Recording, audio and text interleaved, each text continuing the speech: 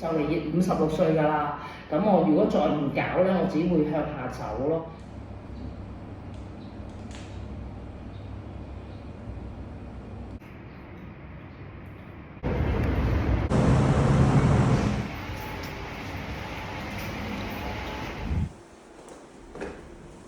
Hello， 5月13號26年，啱啱好隔咗1個禮拜，上個禮拜三。咁咧話峰回路轉啊，成個禮拜到咗我去驗身報告，我29號去驗身啊嘛。咁知道報告之後已經發覺有啲嘢唔對路啦，上段片都有講過，咁我調整啦。咁跟住就自己用喺網上揾好多資料咧，就發覺哇，好用好多時間去揾我想知嘅嘢咯。所以我將成個組合食嘢嘅組合咧。調咗，我努力咗由24年8月31號開始，我努力咗成年幾啦，跟住今年再去驗身已經事隔咗未夠2年，又多過年半啦。咁跟住再去驗身咧，就發覺有啲數字咧就真係唔理想。嗰日星期三，第2日已經夜晚黑，我細妹俾啲資料我啦，佢同事 send 俾佢。咁跟住真正去解報告咧，就係啱啱過去呢個禮拜一。咁跟住，但係中間咧，我就即刻做嘢，我就係咁噶啦，個人就即刻解決啦。咁睇影片啦，咁睇下啲醫生點講啊，究竟出錯喺邊啦。但係因為唔係 tailor make for 我啊嘛，咁啊即係依靠而家世界，即係呢個年代好興嘅 AI 啦。咁但係你不能盡信，你就要走埋入去你自己身體啦，各方醫療嘅報告啊。咁佢揾醫療報告好過我揾啊嘛。咁但係你自己都要理性去分析咯。之前嘅努力咧，我係食錯方向，咁我就俾咗好多資訊佢。就唔係淨係講話你體重咁簡單，你講埋你譬如某一啲嘅經歷有傷啊，咁佢會得出一個即係我想咁再精準啲，咁你去做就唔使好似我過往嗰年半，雖然好似好浪費咗，但係我努力喺中間嘅經歷係事實嚟嘅。不妨係有收到個報告係有少少唔開心，我點解咧？揾到好多短片睇完都唔夠理解個點解，跟住之後咧我而家開始明啦，但我每日都花好多時間落去。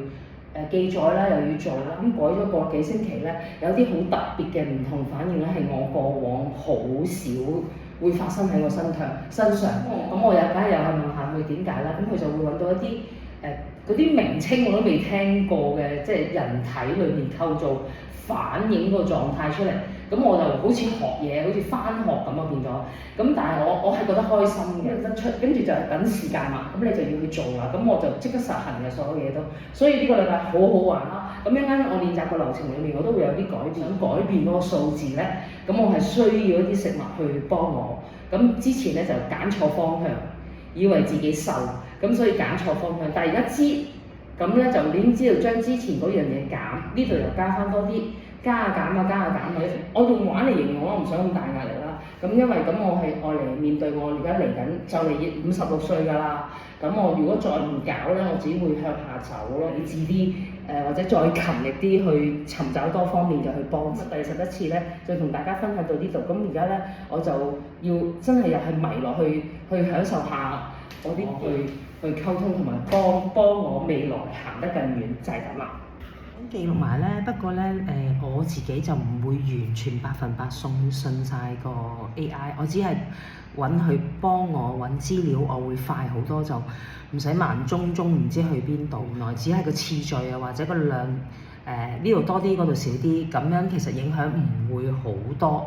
咁咧就反而咧我就會覺得安心。但係當然你話原來嗰個報告已經係衍生到有疾病嗰啲咧，真係要揾個醫生幫你去解決咯。AI 話乜你就去信乜，咁樣咧就我覺得會好危險咯。就算 AI 點強大都好咧，都要我哋自身嗰個感覺一定要好緊要嘅。咁同埋真係唔明嘅就聽下當算，最終都係揾醫生去幫忙咧，或者揾啲專業人士去幫忙，我覺得就比較會好。主要我想同大家分享下我而家個演變嘅歷程，同埋俾我自己記低，原來今年26年阿天個演變係咁嘅，改變係咁。咁我希望個消息越嚟越好啦。咁咧我都見到自己啲皮膚啊個狀態都真係有所改善，其實我都開心嘅，但係冇得急，等時間過。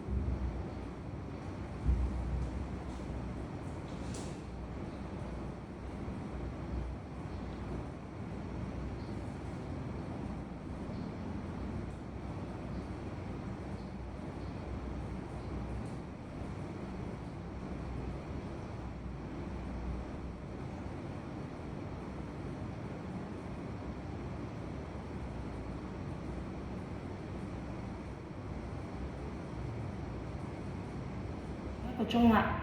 中場休息一個其中改善嘅方法之一。哎呀，跌咗嚿添。我唔錄啦，我要食咗先，如果咪跌晒就弊㗎啦。係乾少少，因為今朝整，跟住跌咗一嚿，真係好食，不過好好食。點解？呢一個好好食，雖然好似好核突咁啊嘛，一堆嘢，但係好好味，好香好香。